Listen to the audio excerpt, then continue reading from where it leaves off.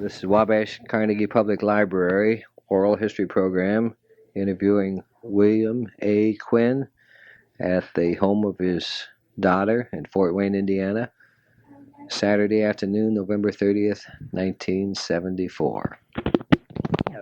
Yeah. Bill, the first question I want to ask you is tell me about your family and the background. I'll just give you the microphone. Okay. Well, mine's a little peculiar, and one of the first things I remember, of course, is when I was in school, and in every grade you're always asked to fill out little forms, your name and where you live, and your mother's name and your father's name, and they would always have your mother's maiden name. And so I would put Linda Quinn. And then I'd have about a 15 or 20-minute discussion with the teacher that my mother's maiden name wasn't Quinn, that was her name after she got married, and I was trying to explain that was her name before she got married. So that's one of the first things I remember about family names and going to school. But my mother was from Saginaw, Michigan, and my father was born in Harrison, Michigan, a very small town in northern Michigan. His father was an attorney, county prosecutor. And so my dad went away to school and down to the University of Detroit and became a lawyer and set up his practice in Chesaning, Michigan, which is a small town 25 miles south of Saginaw. And so while I was born in a hospital in Saginaw, my home for the first 3 years was Chesaning, Michigan, where my dad did practice law. And then we moved to Saginaw when I was about 3. My mother's mother and father were both Saginaw people and had lived there all of their lives. While I'm not much on family history and stuff, I have one niece who, my brother's oldest girl, who went back to Ireland some years ago on a visit, and visited a number of the places that were tied in with the family name of Quinn. And she ran into about 3 or 4 very distant relatives and visited some of the places where the Quinn ancestry was supposed to have begun, at least. So that's really about all I know about that. On my father's side, his mother died in childbirth with a son right after my father. And then his father remarried and had 3 more children. And again, interesting little things that you remember. In this very small town of Harrison, which I don't think has a population of 2,000, less than that probably, there is a Catholic and a Protestant cemetery. And my father and one brother are buried in a Protestant cemetery, and all the rest of the family is buried in a Catholic cemetery.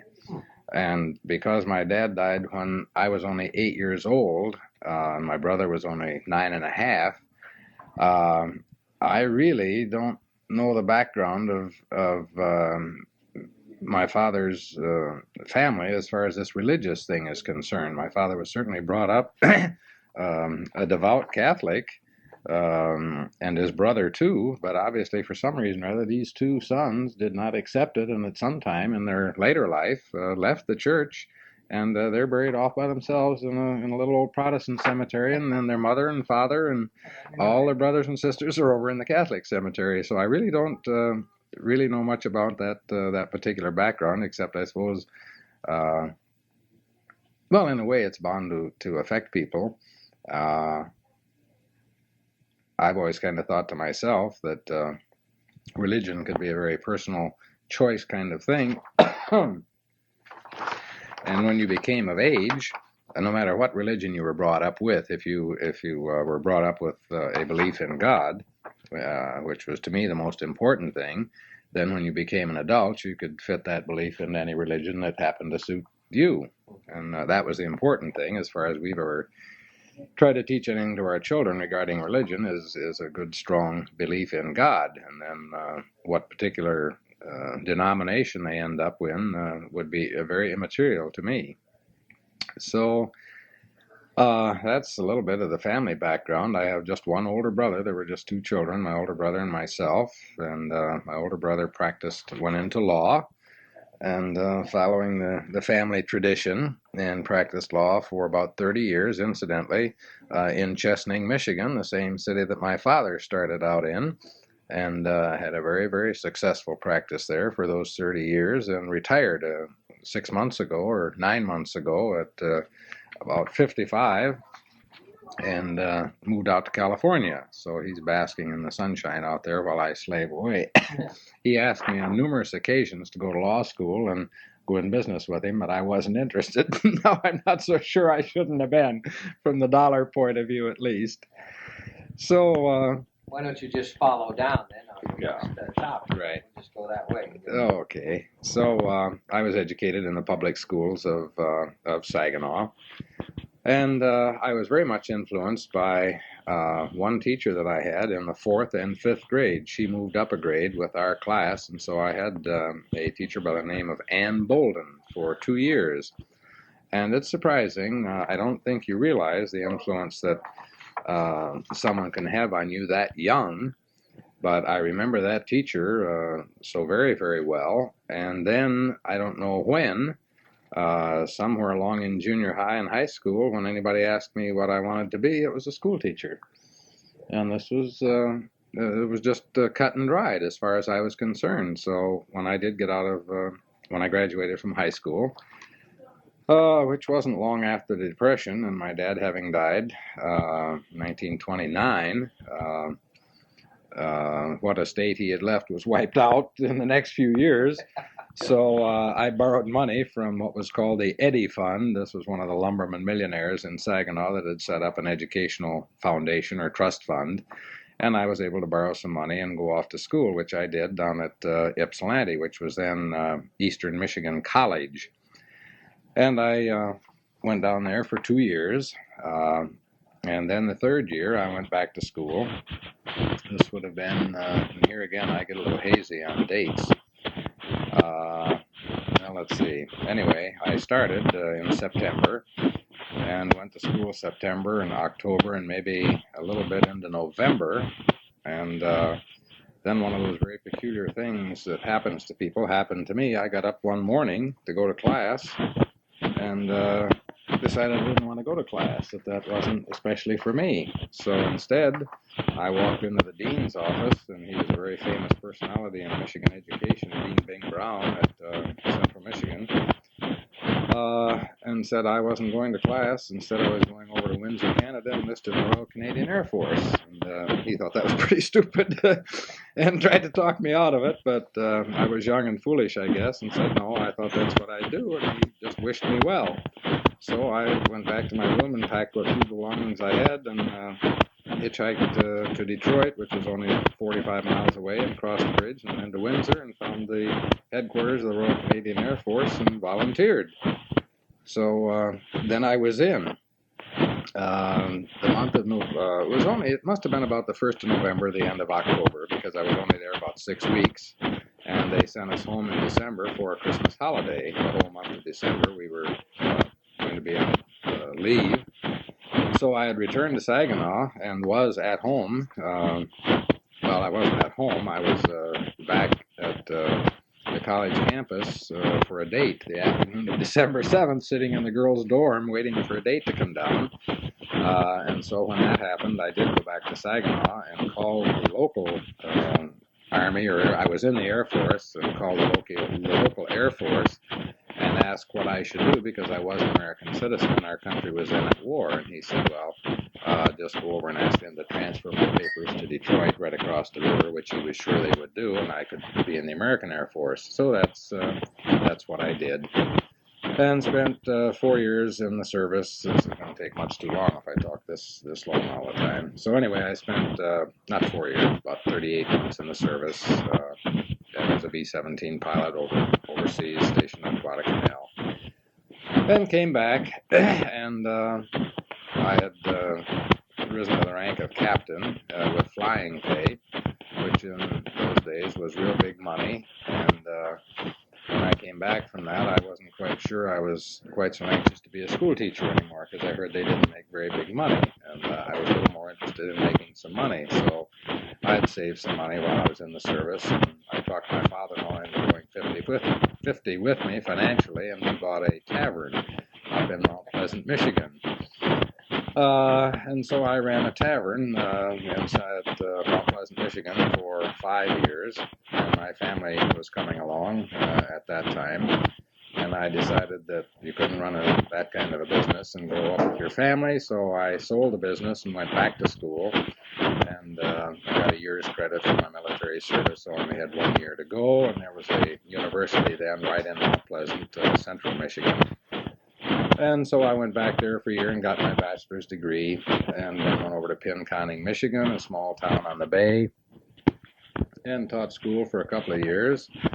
And my family was still increasing in size, and I was having trouble living on a teacher's salary, so I resigned and went to Michigan State and got a master's degree in school administration. While I was there, I took a summer course with a visiting professor, Dr. Walter Cocking, who was then editor of the School Executive, a national educational publication out of New York. And Dr. Cocking had been a state superintendent, president of several universities in the South, and had a very great reputation in the field of education. And he invited me to come to New York as an administrative assistant for 1 year. And he worked out a deal with Michigan State where I would get some graduate credit for this. And so I was actually the first administrative intern out of Michigan State University. And I spent 9 months in New York City with Walter Cocking and the publication that was called The School Executive, and received graduate credit for that. One of the things that I did on this job was visiting various school systems around the country and then writing stories for the magazine. And one of the school systems I visited at that time was Flint, Michigan, where I spent 2 days with a gentleman called Frank Manley, who was the director of the Mott Foundation. And this was my first contact with any kind of a foundation of any kind. And I won't go into the background of Charles Stewart Mott. I'll just say that this was my first contact with any foundation of any kind, and after spending 2 days there with Mr. Manley, who was the director of that foundation, Frank asked me what I was going to do at the end of my internship in New York, and I said, well, look for a job. And he asked me if I thought I might be interested in Flint. And having visited a number of school systems all over the country, I certainly was impressed with this one and thought it was the most dynamic, and said I certainly thought I'd be interested in coming back. So at the end of my 9 months internship, I did get in touch with Frank Manley and was offered the position of, they had set up some chairs of learning in the junior college there, and I accepted the Ballinger Chair of Learning in Economics at the Flint Junior College. And for 2 years, worked as a research writer for the college, developing a series of stories or little pamphlets, 8 or 10 page pamphlets on local business and industry, this being used as a tool for teaching modern economics, rather than using a textbook to develop the story and the history of particular businesses within the community. So we would take banking, naturally the automobile industry, and any others right on down the line, and I would do the research and then write up a story of this particular business or industry, and it would be, they'd print about 10,000 copies and then use them in the public schools. So I spent 2 years doing that, and then in the next 4 years changed positions with the Mott Foundation and the Board of Education, which were really one and the same there. Director of Community Education for several years, and then going into personnel. And my last position in Flint was Director of Personnel for the Flint Public Schools. At this particular time, the Flint Board of Education employed a research firm out of Chicago to do just a broad study of the Flint Public School System and make recommendations on ways that they could improve the school system. So one of the things that this corporation did was interview the heads of various departments. And so I spent a number of hours with a representative of that firm discussing how we operated the personnel division of the Flint Public Schools. And after getting acquainted with these gentlemen, they invited me to lunch one day and asked me if I was tied permanently to the city of Flint or if I would be interested in considering a position in any other community. And I said, well, no, I was never tied down to any one place and was always looking for something challenging or new and different. And so they said, would I like to go to Wabash, Indiana, and interview for the position of director of a private foundation there? And I said, well, I certainly would, because I'd had considerable contact with the Mott Foundation at this time. And just as a little sidelight, in the period of that 6 years, I had gotten together with another gentleman with whom I became acquainted, and we did the only biography of Charles Stewart Mott that has ever been done. And so I did know something of the kind of fascinating workings of foundations and of wealthy people, and so I was interested. And so I went to Wabash on 2 occasions and was interviewed by the board there. And at the end of the second interview, accepted a position to move to Wabash and become the first director of the Honeywell Foundation. And the reason that I was the first director there was because up until just not too long before my coming to Wabash, Mr. Honeywell himself had been very active in the operation of the foundation, and there'd been no need for a director of any kind. But shortly before my arrival, Mr. Honeywell was hospitalized, and I think the board of directors felt that they were drifting a little bit and really didn't have any direction, much of a philosophy of what a foundation should be doing. And so they had hired this same company that did the study in Flint to do a study of the foundation and to tell them what the foundation should be doing. And that's how the two of us got together. I confused that story just a little bit, if you can straighten it out. Yeah, we will. So that's why they were looking for a director. And so I did go down to Wabash then as the first director of the Honeywell Foundation. Well, let's see. Naturally, being the first director, the whole situation was new to me, and certainly to the directors. For the first time, having an executive director was new to them, because up until that time, I have a feeling that serving on the board of directors was pretty much listening to what Mr. Honeywell thought the foundation would and should do, and agreeing that this was a fine idea, and that's pretty much what they did. But now they were without the leadership of Mr. Honeywell, so they were floundering around looking for ideas and leadership, and this was the first foundation that I had been the director of course, and I was doing likewise. But with a background of work with the Mott Foundation in Flint, I was able to come up with some suggestions and thoughts and ideas as to what a foundation might be doing. And I found the directors very agreeable to many, many of the thoughts and ideas that I would suggest to them as activities, programs, or projects that the foundation might be interested in. I would have to say from the very beginning, however, that even though Mr. Honeywell personally was out of the picture and hospitalized, that his influence stayed with the board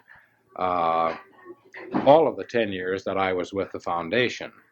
And even after his death, it was felt very strongly through Mrs. Honeywell, and I'll go into that just a little bit in depth, because I think it's very important. I think I'm trying to think of the word now that would best describe the attitude, not the objectives, but the attitude of the board of directors in all the 10 years that I was there. And I think the one word that I would clue in on would be excellence. Now, I suppose in many of your other interviews, you've heard this word used time and time again in connection with Mr. Honeywell. And I'm sorry to say I never knew the man personally, but certainly if he influenced the board of directors and the activities of the Honeywell Foundation in the 10 years that I was there, it was through the influence of striving for excellence in whatever you did. This was just brought home to me time and time and time again by Mrs. Honeywell and all of the directors, Wilbur Ford particularly, who of course knew and worked with Mr. Honeywell personally, and even the other directors who didn't know him as well. Marvel Walrod was a director then, and she had worked closely with the man for many, many years.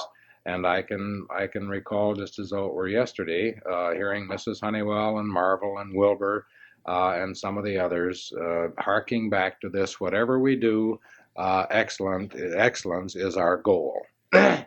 So I think this was the one overriding influence on whatever the foundation did that Mr. Honeywell had upon it after his withdrawal from active leadership. This never declined one bit in the 10 years that I was there.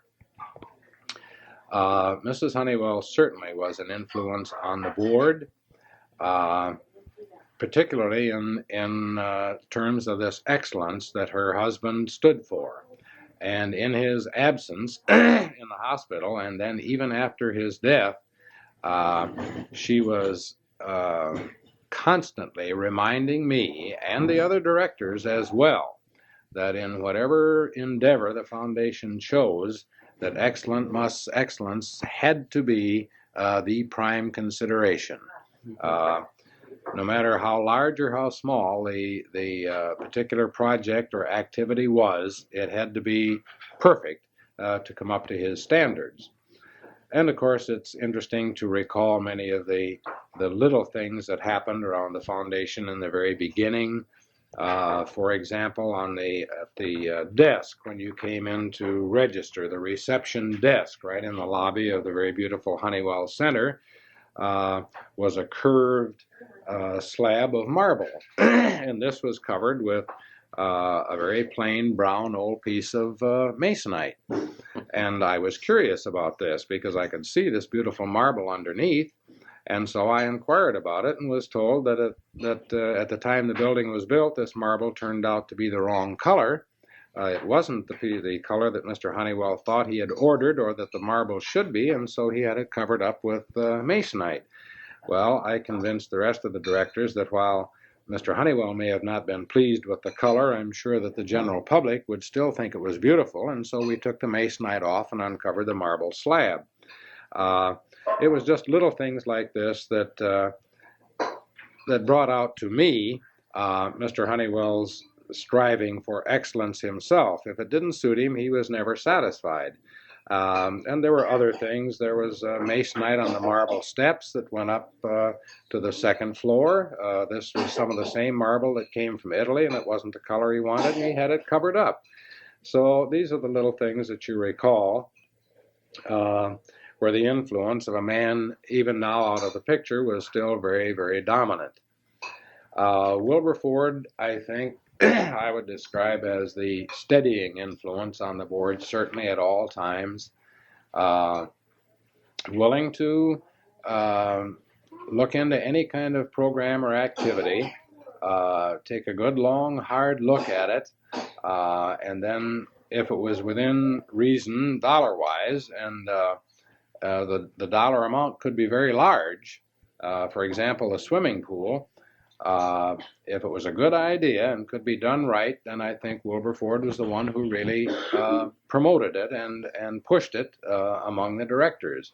And so I really think that Wabash has Wilberford to thank for a number of the outstanding things that the foundation did after Mr. Honeywell left the scene personally. Wilbur was always willing to listen to any kind of a proposition and think it through. And I think the rest of the board members turned very largely to him for leadership immediately after Mr. Honeywell's leaving the scene. While Mrs. Honeywell was his wife, she really didn't speak up nearly as much at the board meetings as Wilbur did. She would always have some comment to make. Certainly, if she thought it was good or bad, she would say so. And I certainly would have to say that from the very beginning, and in all of the 10 years that I was there, she repeated again and again that I have just one vote and don't let me influence you. This is what I think, but if you think differently, go ahead and vote the way you feel on this particular project. And if you think it's a good one and I happen not to, we'll go ahead with it if that's what you decide. So I never at any time had the feeling that Mrs. Honeywell was unduly influencing the rest of the directors, really. I think she had the knack of giving them the feeling that think your own thoughts and vote your own decision. Don't let what I say or feel influence you. So I would say that certainly Wilbur Ford was a very dominating force on the board the first few years that I was there. Let's take a break. Let's discuss, Bill. Let's discuss Marvel Walrod and her position on the board and influence and so forth. Okay, well, this is very interesting because in the months between the time that Mr. Honeywell left and I came, I would like to state at this time that any comments made during this interview that refer to Miss Marvel Walrod, I would like not to be made public until after her death. In the period between the time Mr. Honeywell was hospitalized and my arrival as executive director, Miss Marvel Walrod, who was secretary-treasurer, ran the foundation and had taken over Mr. Honeywell's office in the Honeywell Center. So when I did arrive, we had to make some other arrangements for office space, and from the very beginning there was even a little strain when it was brought up at the directors' meeting that I should move into Mr. Honeywell's office and Miss Walrod should move across the hall with the bookkeeper and accountants. And so this is the way the relationship started, or the arrangement started, and I certainly wasn't there very long before I realized that people like Phil Magner, who had been a longtime employee of the Honeywell Corporation, and then Mr. Honeywell at the foundation, and most of the other staff were turning to Marvel whenever they had a problem or a question and not coming to me. And I would go into board meetings with certain reports to make, and then Marvel would turn right around and report other things, and we just were at odds from the very beginning. And I'm sure that Miss Walrod resented a young man moving in and taking over a position that she felt was hers and that she was doing a good job at, and probably in the beginning she didn't think they needed an executive director at all, and so she resented my presence, and I can certainly understand that. But at the same time, it was obvious to me that my activities and the work of the foundation would never succeed with the two of us there in this kind of a situation. And so I stalled around trying to figure a way out of it for a number of months. And about this time, Mr. James Binger, who was at that time president of Honeywell Corporation, came on as a board member, replacing the older fellow up in Minneapolis, the good friend, Willard Huff. Right. Willard retired from the board, right, and Jim Binger was appointed to replace him. This was interesting, if it hadn't been noted before, that Mr. Honeywell had made it known that he always wanted a member of the corporation staff on the board. And so this is why Willard Huff was on, and when he resigned, Jim Binger was appointed. So, which incidentally, I think that policy has changed now. Oh, there is nobody from the corporation? No, that's right. I read the board of directors, and they've changed that. Well, it wasn't a written policy. It was just something that Mark wanted, and evidently the present directors have changed their mind. Okay, so Jim Binger came on as a board member, and he was newly elected president of the corporation, but he attended the first half a dozen meetings religiously, and I got acquainted with the man and had a great deal of respect for him, so I can recall it just as though it were yesterday after one of the board meetings when the situation had been extremely trying with between Miss Walrod and myself. I got Jim Binger aside and said, I wonder if I could talk to you a little bit. And he said, sure. And it was a hot summer afternoon, and I can remember we just both left our coats in the office and took a 2 or 3 block walk, and I explained the situation to him, that I just didn't feel I could run the organization with Miss Walrod in her present position. And so he said, well, I certainly agree with you, and you can't have two chiefs aboard the ship. So he said, before the next meeting, I'll talk to some of the other board members and we'll make some changes. And so he came into the next board meeting and made a motion that Miss Walrod, or that, well, I don't know just how it was worded. I'd have to go back in the minutes. But anyway, she was not reelected as Secretary Treasurer, and I was. And she was asked to move out of the office completely, that she wasn't needed down there 5 days a week from 8 to 5 anymore, that she was retired. She was a director, but she was no longer administrator in any capacity. And it was a very painful situation for both Miss Walrod and myself.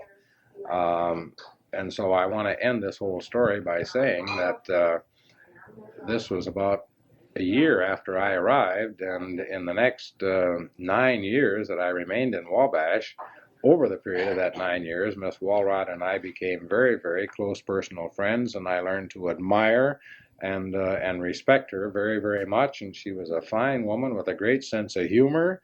You could sit and visit with her, and we had some drinks together and talked and became very, very good friends. But we had a rough beginning that first year. Did the community know this was? Oh, I'm sure they did not. Well, I should say the community at large did not know it. I think there were people within the community who were aware of it, who knew Marvel's position, and friends of hers with whom she visited personally that were aware of the situation. But the public in general, I'm sure, did not realize this at all.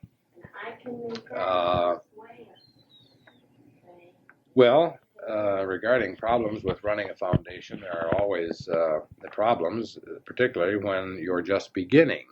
And this was really the first activity that the foundation had ever gotten into. Their only expenditures up to that time had been the building and operating of the Honeywell Center and maintaining the Honeywell Gardens. So actually, whatever was done in that first 10 years was new as far as the foundation was concerned. And we did get into, I feel, a number of very satisfying activities. I couldn't enumerate them all now, but some of the art programs, the music programs, the camping programs, and particularly the opening up of the gardens. And here again, it's a little difficult to explain the situation regarding the Honeywell Gardens because you get into some of the legal problems of a foundation. While Mr. Honeywell had given the gardens to the foundation, the lodge, the one residence building at the gardens, was furnished with the personal belongings of Mr. and Mrs. Honeywell.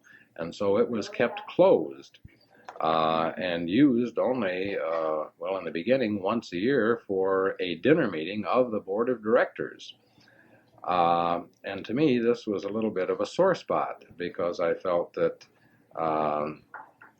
since it belonged to the foundation, it should be open to the public. But at the same time, because all of the furnishings within it were the personal property of Mr. and Mrs. Honeywell, I couldn't push this too much. While I did try, I didn't succeed too well. Here again, I don't know whether to say that this should be published now or later because it would involve people who are living. I would say it probably shouldn't. But the family, Mrs. Honeywell, took her daughters-in-law through the lodge and said, now you pick out what you want, and you pick out what you want, and they labeled them with tape underneath, and at her death, why these daughters-in-law these would be their particular possessions, and they could remove them from the lodge. So I really wasn't in a position to push opening this to the public. But one of the things we did get done was to have an open house once a year as a benefit to one of the local charities when people did come from miles around to go through the lodge, which is a very unique little building with its furnishings and so on. Well, another one of the problems that I ran into was the fact that I had always felt foundations were a very public kind of institution, and that the public had every right to know how much money a foundation had, how much it spent, and how it spent it. And in the 10 years that I was there, I argued this point with the board of directors, um, arguing and pleading with them to make this public knowledge. But at no time was this the decision of the directors to do this. They were very, very reluctant to let the community know how much the Honeywell Foundation was worth, how much it spent a year, and how it spent it. Now, I can understand this in a small community, certainly, to some extent, particularly with members of the family still living. These would be sensitive subjects, but when you amass a fortune of this amount and turn it over as a public foundation, a trust, then I think you have an obligation to report to the public what this foundation is worth and what it's doing with its money. But I was never able to convince the foundation that they should do this. Happily, I've learned just within the past several weeks that they have done this for the first time, and I would compliment them on it and think it's long overdue, but it's a step in the right direction, certainly. As far as problems in running the foundation, there were no major problems. I think the directors that I had in my tenure there were extremely open to suggestions, to ideas. They were willing to try almost anything in the way of a program, a project, or an activity. And while I think I came up with a number of real good ones, I probably could have come up with twice as many, but didn't. But I think I did get the foundation off in a direction that was dealing with people. They had spent largely, up until that time, the funds of the foundation on bricks and mortar. Two examples in particular, the center and the swimming pool.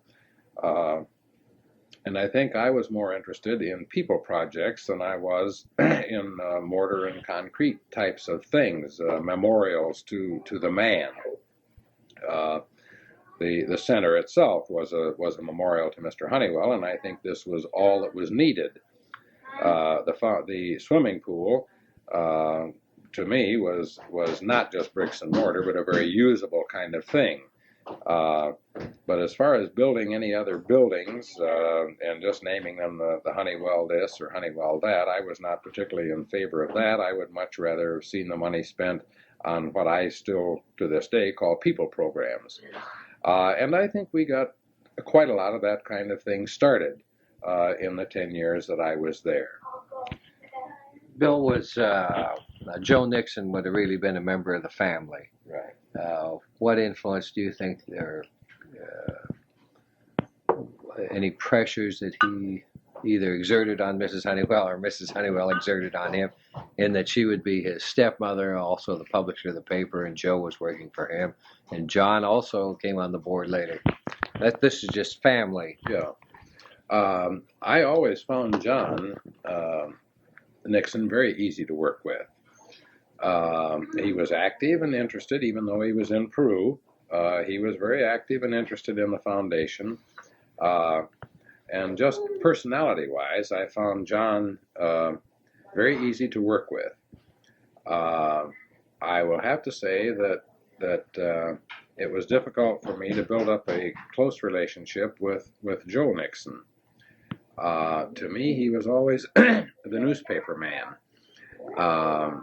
24 hours a day, Joe Nixon was a newspaper man as far as I was concerned. And my wife and I still recall to this day, we would go to a dinner meeting, a board of directors dinner meeting, and my wife and I would both say, well, gee, I hope we don't have to sit next to Joe. And this is nothing personal at all, except when you did, you felt like you were being interviewed for the whole evening, and whatever you said was going to appear in print the next day, you know. And you can't really relax and enjoy yourself and have a good time. And I think it was just the newspaper man and Joe coming through, because rather than a conversation, it was an interrogation. He was asking you. Maybe he had an inquisitive mind, I don't know, but he just was constantly asking, well, what do you think about this and what do you think about that, you know? And it made what might have been a nice conversation hard work, because you felt you were being interviewed. Oh, did Garver come into the scene then? Howard Garver. Yes. Toward the end of my stay in Wabash, he did. Getting back to your other question, I think I noticed in the last few years that I was on with the foundation that Mrs. Honeywell turned more and more to Joe Nixon for advice and counsel.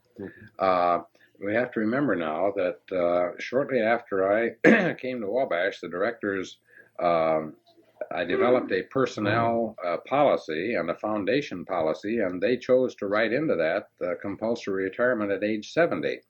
And so while I can't remember the exact year, Mrs. Honeywell was one of the first ones to have to retire as an active director. And she voted for this policy too. So I can remember her sitting right there at the meeting and saying, we need new young blood and new thinking and new ideas. And Wilbur, you and I and Marvel, including them and Lee Carpenter, we've had our turn. Now we should step down and let younger people take over the reins. And she didn't object one bit to this rule of retiring at 70. And so she was one of the first to retire. But I felt then that there was, after her retirement, that she had a very close relationship with Joe as far as the foundation was concerned, and that they spent many, many hours talking about the foundation. And I'm not saying this at all critically, because if it was my husband's money and my name, I would want to have some effect on what that foundation was doing too. But I would have to say that Joe was extremely interested, extremely active in the foundation. I certainly can't say that I always agreed with his ideas or that he agreed with mine. We certainly had some differences of opinion, but he certainly did take a very active, sincere, and interested role as a director. This is end of part 1.